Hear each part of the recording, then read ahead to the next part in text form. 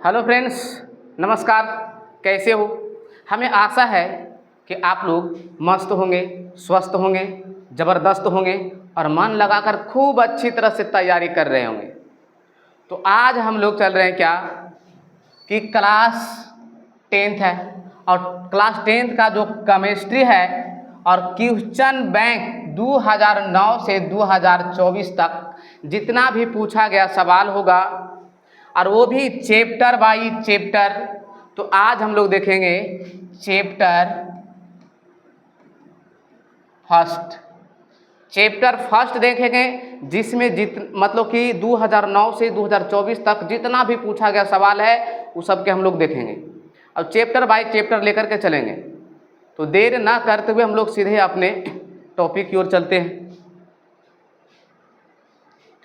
पहला सवाल है कि निम्नलिखित में से कौन समीकरण संतुलित नहीं है। पहला सवाल है कि निम्नलिखित में से कौन समीकरण है जो संतुलित नहीं है। तो हम लोग संतुलित नहीं है इसका मतलब असंतुलित है, और असंतुलित का परिभाषा होता है कि समीकरण में दोनों ओर प्रत्येक तत्वों की परमाणुओं की संख्या असमान होनी चाहिए। हम लोग जांच करते हैं ऑप्शन से। चलिए यहाँ देखते हैं तो 2 दूनी 4 हाइड्रोजन है, इस तरफ भी कितने हाइड्रोजन है? 4 है। ऑक्सीजन 2 है, इधर भी ऑक्सीजन 2 है, इसका मतलब ये संतुलित है। इसमें देखा जाए तो 2 potassium 2 chlorine 6 oxygen, 2 potassium 2 chlorine और 6 ऑक्सीजन, ये भी क्या है? संतुलित है। इसमें देखा जाए हाइड्रोजन 2 है, क्लोरीन 2 है, तो इस तरफ भी 2 है। अब तीनों के तीनों संतुलित है। सवाल कहा है कि संतुलित नहीं है, ऑप्शन इसका हो जाएगा डी। चलिए अगला दूसरा सवाल है कि फेरिक ऑक्साइड एल्युमिनियम के साथ रिएक्शन करने पर बनाया है एल्युमिनियम ऑक्साइड और आयरन। तो कह रहा है कि निम्नलिखित में से किस प्रकार की अभिक्रिया है। अब देखना है कि इसमें किस प्रकार की अभिक्रिया है। तो यहाँ लिखा हुआ है Fe2O3। अब इस E एक यौगिक है और E एक तत्व है और आयरन से अधिक क्रियाशील है, और आयरन से अधिक क्रियाशील है तो आयरन को यहाँ से क्या कर दिया? विस्थापित कर दिया है, हटा दिया है। अब विस्थापित कर दिया है तो क्या कहलाएगा? विस्थापन अभिक्रिया। यही अगर बात होता संयोजन के तो इसमें पदार्थों का संयोग होता है। अगर वियोजन के बात किया जाए तो वियोजन में यौगिक टूटता है, और द्विविस्थापन के बात किया जाए तो द्विविस्थापन में इसमें आयनों का आदान प्रदान होता है। चलिए इसका आंसर सी होगा। इसका अगला सवाल तीसरे नंबर में कह रहा है कि नाइट्रोजन डाइऑक्साइड। अब नाइट्रोजन डाइऑक्साइड का धुएं का जो रंग पूछ रहा है, ये देखो पूछा गया 2023 में है। अब पूछ रहा है नाइट्रोजन डाइऑक्साइड का रंग कैसा होगा। तो रंग इसका कैसा होगा? इसका रंग भूरा होगा। चलिए अगला चलते हैं। अब चौथे सवाल है कि चीनी का रासायनिक सूत्र क्या होता है। तो चीनी का रासायनिक सूत्र हम लोग जानते हैं कि C6H12C12H22O11, और इसमें फर्स्ट ऑप्शन है CH3COOH। हम लोग इसको भी देख लेते हैं कि है तो किसका फार्मूला है। याद रखना ये एसिटिक अम्ल का फार्मूला है, एसिटिक अम्ल। उसके बाद है C6H12O6, ये किसका फार्मूला है? तो ये ग्लूकोज का है। तीसरे नंबर में है C12H22O11, ये तो चीनी का सूत्र है, हमारा आंसर यही होगा। और चौथा जो है CH3CHO, ये किसका फार्मूला है? तो याद रखना कि ये फार्मूला जो है एसिटाल्डिहाइड का है, या इसे बोल सकते हो एथेनल भी बोल सकते हो, या फिर एसिटाल्डिहाइड भी बोल सकते हो। चलते हैं अगला सवाल नंबर 5 है कि सल्फ्यूरिक अम्ल का रासायनिक सूत्र क्या होता है। तो सल्फ्यूरिक अम्ल का रासायनिक सूत्र H2SO4 होता है। क्या होता है? H2SO4। इसको हम लोग बैटरी अम्ल भी कहते हैं, बैटरी अम्ल भी इसको कहते हैं। चलिए आगे छठे सवाल है कि अभिक्रिया जिसमें आयनों का आदान प्रदान होता है क्या कहलाती है। तब किसी भी रासायनिक समीकरण में आयनों का आदान प्रदान होता है। अब जब आयनों जैसे प्लस माइनस, इधर भी रहेगा प्लस माइनस, प्लस माइनस।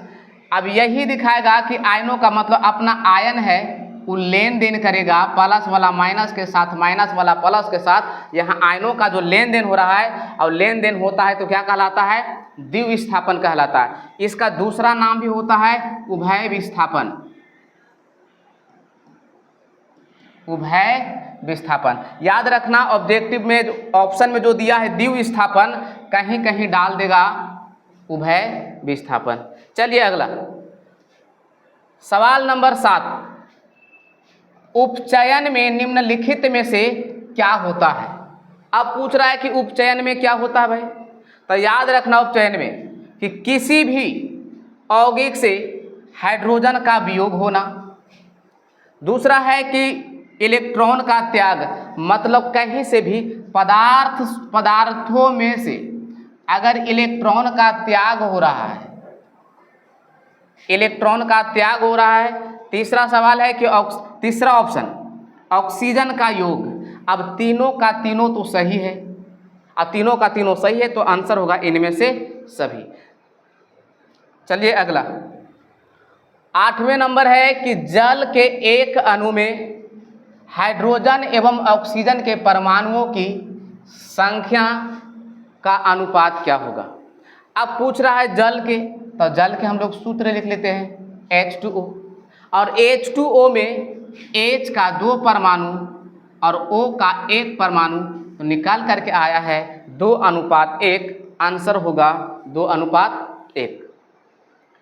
चलिए अगला 9 नंबर सवाल कह रहा है सिल्वर आयोडाइड का रंग कैसा होता है? अब सिल्वर आयोडाइड का रंग पूछा है तो कैसा होगा इसका?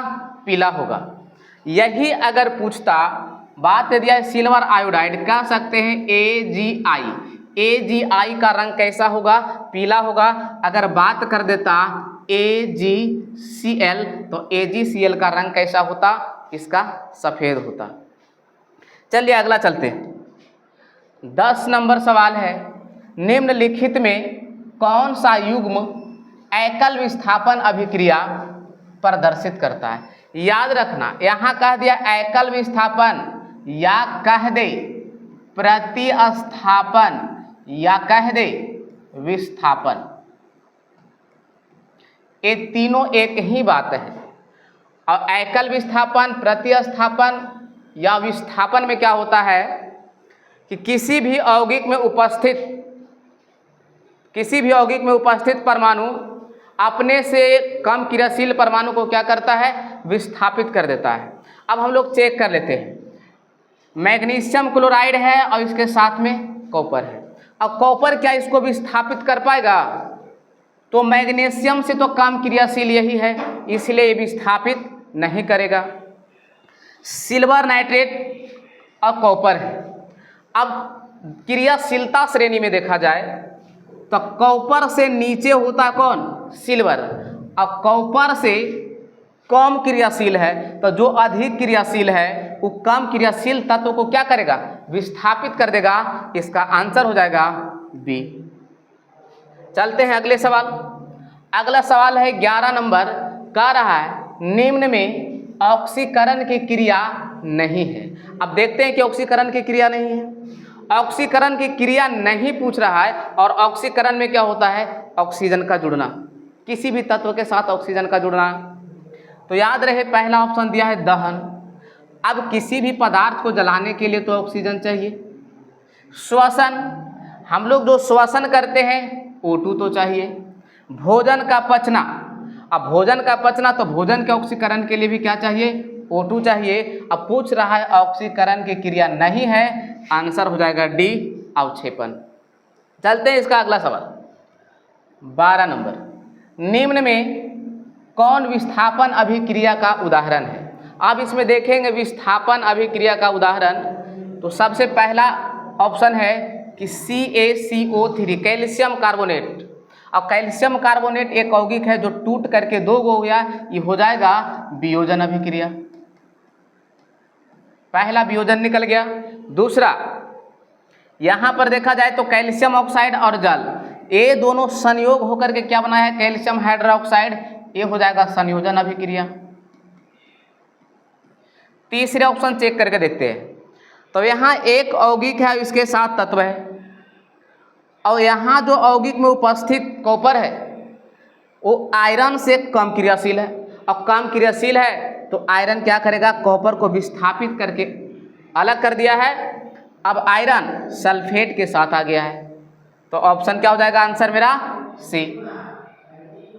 डी में देखा जाए तो डी में एक सोडियम हाइड्रोक्साइड है और HCl है, इसमें क्या होता है तो A+ और A-, A+ और A-। अब प्लस वाला किसके साथ, माइनस के साथ, और माइनस वाला प्लस के साथ में है, और जहां आयनों का आदान प्रदान होता है उसको हम लोग कहते हैं द्विविस्थापन।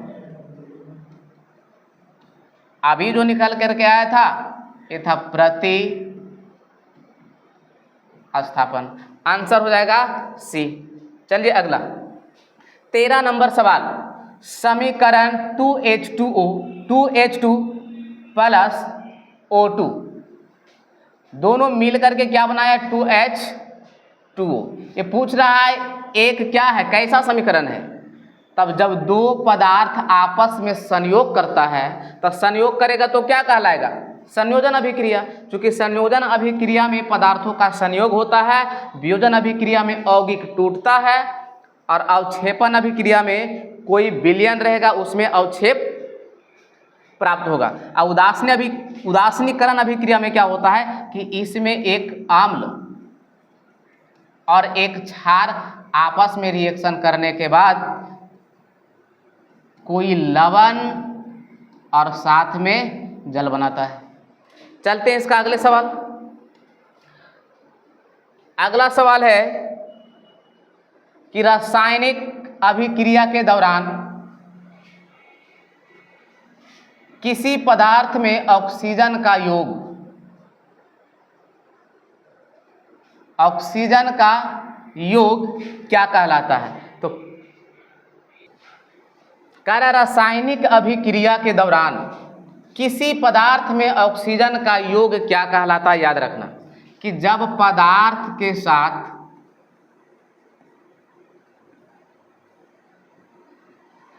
जब पदार्थों के साथ में क्या हो रहा है, ऑक्सीजन का जुड़ना। अब पदार्थों के साथ में ऑक्सीजन जब जुड़ेगा, अब पदार्थों के साथ में अगर ऑक्सीजन जुड़ रहा है तो क्या कहलाएगा, उपचयन। यदि जो हाइड्रोजन जुड़ता तो क्या कह देते, अपचयन। आंसर क्या होगा, तो आंसर मेरा बी हो जाएगा। आंसर क्या होगा, बी। चलते हैं अगले सवाल। रासायनिक अभिक्रिया के दौरान किसी पदार्थ में ऑक्सीजन का ह्रास होना, और ऑक्सीजन के ह्रास के मतलब O2 का निकलना। अब जहां किसी भी पदार्थ से ऑक्सीजन का निकलना क्या कहलाता है, तो याद रखना कि ऑक्सीजन के जब निकलना रहता है तो कहलाएगा अपचयन। अब अगर यही जुड़ने का बात करता तो हम लोग कहते उपचयन। इसका दूसरा भी नाम है, यहाँ कहेगा अवकरण और यहाँ कहेगा ऑक्सीकरण। ये याद रखना। तो इसमें आंसर हो जाएगा ऑक्सीजन का ह्रास होता है तो क्या कहलाएगा, अपचयन कहलाएगा। अगला सवाल अब है सोडियम सल्फेट और बेरियम क्लोराइड आपस में रिएक्शन किया है। देख लेते हैं भाई एक बार कि Na2SO4 और BaCl2। इसमें देखा जाए sodium plus sulphate minus barium plus chlorine minus. अब इसमें आगे जो बना है वो आगे बना है BaSO4 और बना है NaCl। अब देखा जाए कि प्लस वाला माइनस के साथ, माइनस वाला प्लस के साथ, और जहां ऐसा दिखेगा कि अपने आयनों का लेन देन कर रहा है, आदान प्रदान कर रहा है, तो क्या कहलाएगा, द्विविस्थापन अभिक्रिया। वियोजन में बात किए थे टूटना, इसमें बात किए थे जुटना। चलते हैं अगले सवाल। चलो अगला है 17 नंबर कि जिंक जो है वो कॉपर सल्फेट के साथ अभिक्रिया किया तो बनाया जिंक।